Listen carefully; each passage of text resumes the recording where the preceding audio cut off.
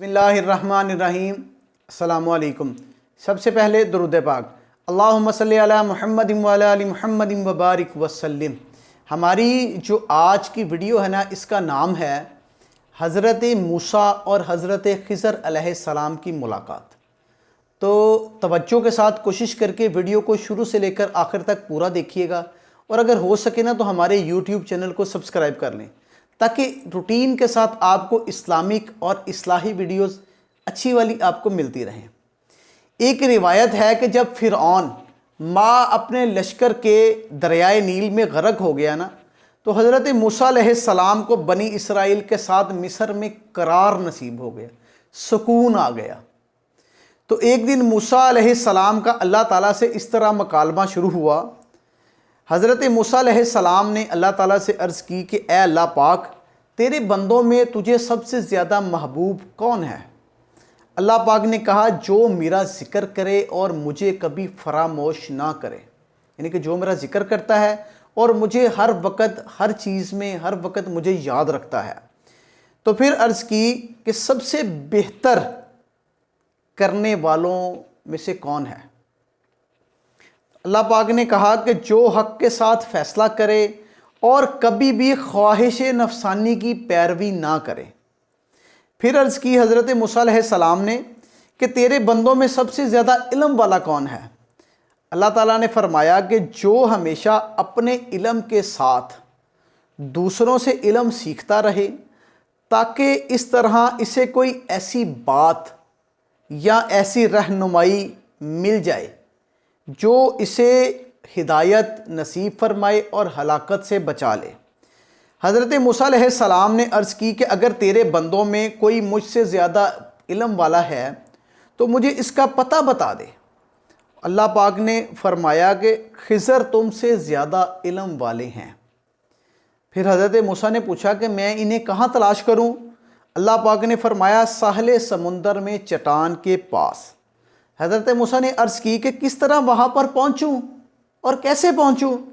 अल्लाह ताला ने फरमाया, तुम एक टोकरी में मछली लेकर सफ़र करो और जहाँ वो मछली गुम हो जाए, बस वहीं खिज़र से तुम्हारी मुलाकात हो जाएगी। इसके बाद हज़रत मूसा अलैहिस्सलाम ने अपने एक खादिम और शागिर्द हज़रत यूशा बिन नून बिन अफ़राइम बिन यूसुफ़ अलैहिमुस्सलाम को अपना रफ़ीक़े सफ़र बनाकर मजमाउल बहरीन का सफ़र फरमाया। हज़रत मूसा अलैहिस्सलाम चलते चलते जब बहुत दूर तक निकल गए तो एक जगह सो गए। उसी जगह वो मछली तड़प कर उस टोकरी से बाहर निकलकर समुंदर में कूद गई। जिस जगह पानी में डूबी वहाँ पानी में एक सुराख हो गया।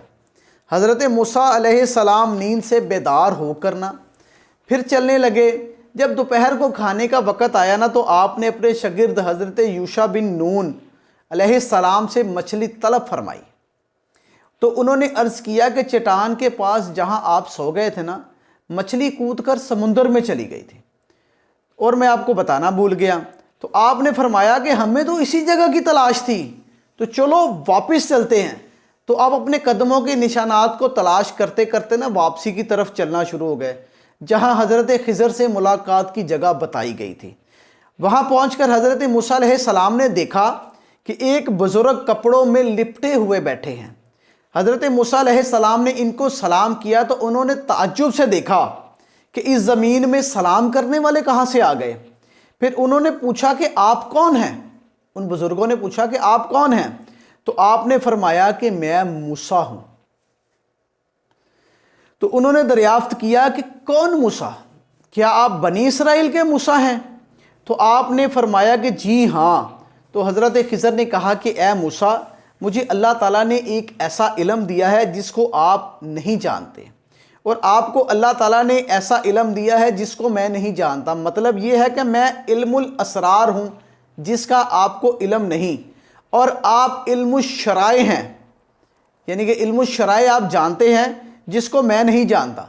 फिर हज़रत मूसा अलैहिस्सलाम ने फरमाया कि ए खिज़र, मुझे इसकी इजाज़त दीजिए कि मैं आपके पीछे पीछे चलूँ, ताकि जो अल्लाह ताला ने आपको इल्म दिया है ना, उसकी मैं भी थोड़ी सी जानकारी या तालीम हासिल कर सकूँ। तो हज़रत खिज़र ने कहा कि आप मेरे साथ हरगिज़ हरगिज़ सब्र नहीं कर सकेंगे। हज़रत मूसा अलैहिस्सलाम ने फरमाया मैं इंशाअल्लाह ताला सब्र करूँगा और कोई भी नाफरमानी हरगिज़ नहीं करूँगा। हज़रत खिज़र ने कहा कि ये शर्त है मेरी कि आपने मुझसे कोई सवाल नहीं करना, यहाँ तक कि मैं खुद आपको इस सवाल के बारे में जवाब ना दे दूँ। गर्ज़ इस मुआहदे के बाद आप यानी कि समुंदर के किनारे किनारे चलना शुरू हो गए, यहाँ तक कि एक कश्ती नज़र आई तो कश्ती वालों ने तीनों लोगों को उसमें सवार कर लिया। हज़रत मूसा, हज़रत खिज़र, हज़रत यूशा बिन नून, और कश्ती का किराया भी नहीं मांगा।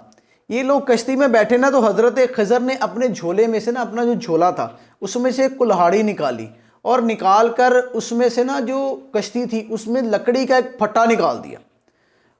तो हज़रत मूसा बर्दाश्त ना कर सके, हज़रत खिज़र से ये सवाल करने लगे कि आपने कश्ती क्यों फाड़ी, इसका नतीजा क्या निकलेगा, ये कश्ती तो गर्क हो जाएगी, ये आपने बहुत बुरा किया। तो हज़रत खिज़र ने कहा कि मैंने क्या कहा था कि आप हरगिज़ मेरे साथ सब्र नहीं कर सकेंगे। हज़रत मूसा अलैहिस्सलाम ने माजरत करते हुए फरमाया कि मैंने भूल कर सवाल कर दिया, लिहाजा आप मेरी भूल पर मुआफ़ी दे दीजिए और मेरे काम में मुश्किल मत डालिए।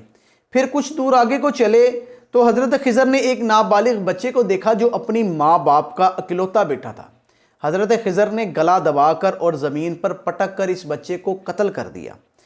ये मंज़र देखकर हज़रत मूसा अलैहिस्सलाम की सब्र की इंतहा हो गई और आपने ज़रा सख्त लहजे में हज़रत खिज़र से कहा, क्या आपने एक साफ़ सुथरी जान को कत्ल नहीं किया?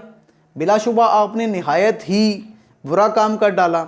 हज़रत खिज़र ने फिर यही जवाब दिया कि मैंने आपसे नहीं कहा था कि आप हरगिज़ मेरे साथ सब्र नहीं कर सकेंगे। हज़रत मूसा ने फरमाया, अच्छा अब अगर इसके बाद मैं आपसे कुछ पूछूं तो आप मेरा साथ ना दीजिएगा, इसमें शक नहीं मेरी तरफ से आपका उज़र पूरा हो चुका। फिर इसके बाद इन हजरात ने साथ साथ मिलकर चलना शुरू कर दिया, यहाँ तक कि ये लोग एक गांव में पहुँचे और गांव वालों से खाना तलब किया, मगर गांव वालों ने खाना देने से इनकार कर दिया। वहाँ पर करीब ही एक दीवार गिरने वाली थी। हज़रत खिज़र अलैहिस्सलाम ने उस दीवार को इस्मे आज़म पढ़कर सीधा कर दिया। हज़रत मूसा अलैहिस्सलाम गांव वालों की बदअखलाक़ी से बेजार थे और आपको गुस्सा आ गया और बर्दाश्त ना कर सके और ये फरमा दिया कि अगर आप चाहते तो इसकी मजदूरी भी ले सकते थे। ये सुनकर हज़रत खिज़र ने कह दिया, अब आपके और मेरे दरमियान में जुदाई का वक़्त आ गया और जिन चीज़ों को देखकर आप सब्र ना कर सके, इन चीज़ों का राज मैं आपको बताता हूँ।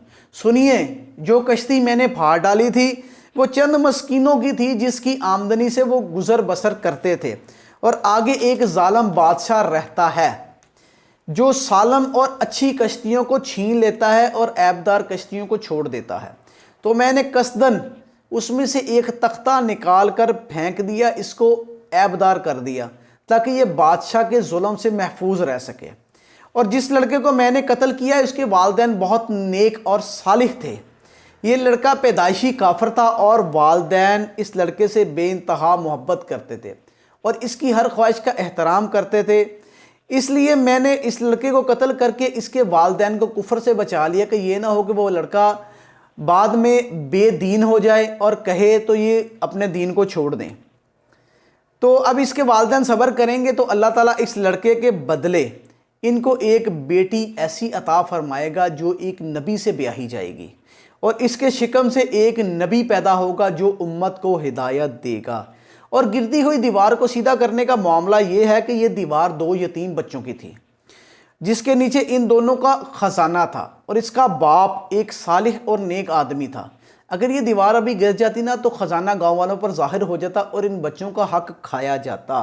इसलिए मैंने इस दीवार को गिरने नहीं दिया ताकि बच्चे बड़े होकर इसमें से अपना ख़जाना निकाल लें। ये अल्लाह पाक की इन बच्चों पर मेहरबानी है। और ए मूसा, आप यकीन रखें जो मैंने किया इसमें मेरा कुछ भी नहीं है, ये सब अल्लाह पाक की तरफ से है। ये सुनकर हज़रत मूसा अलैहिस्सलाम अपने वतन को वापस लौट गए। हज़रत खिज़र अलैहिस्सलाम की कुनियत अबू अल अब्बास और नाम बलिया और इनके वालिद का नाम मलकान है। बलिया सुरियानी ज़ुबान का लफ्ज़ है, अरबी ज़ुबान में इसका तर्जुमा अहमद है। खिज़र इनका लक़ब है और इस लफ्ज़ को 3 तरह से पढ़ सकते हैं। खिज़र खिज़र खिज़र, यानी कि इसके मैनी सब्ज़ चीज़ के हैं। ये जहाँ बैठते थे वहाँ आपकी बरकत से हरी भरी घास उगाती थी, इसलिए लोग इनको खिज़र कहते थे। ये बहुत ही आली ख़ानदान के हैं। इनके अबाओ अजदाद बादशाह थे। बाज़ आरफी ने फरमाया कि जो मुसलमान इनका और इनके वालिद का नाम और कुन्नियत याद रखे, इंशाल्लाह इसका ख़ात्मा ईमान पर होगा। बाज़ लोगों ने हज़रत खिज़र को नबी बताया, लेकिन अक्सर उलमा का कौल है कि आप वली हैं। जलालीन और जमहूर उलमा का यही कौल है कि आप अभी तक ज़िंदा हैं और क़यामत तक ज़िंदा रहेंगे, क्योंकि आपने आब हयात पी लिया है और आपके गिर्द बकसरत औलिया जमा रहते हैं और फैज़ पाते हैं। हज़रत खिज़र हज़ूर ख़ातमुन नबिय्यीन सल्लल्लाहु अलैहि वसल्लम की ज़ियारत से मुशर्रफ़ हुए, इसलिए ये सहाबी भी हैं। जो कुछ सुना अल्लाह पाक उस पर हमें अमल करने की तौफ़ीक़ अता फ़रमाए। आमीन। जज़ाकल्लाह।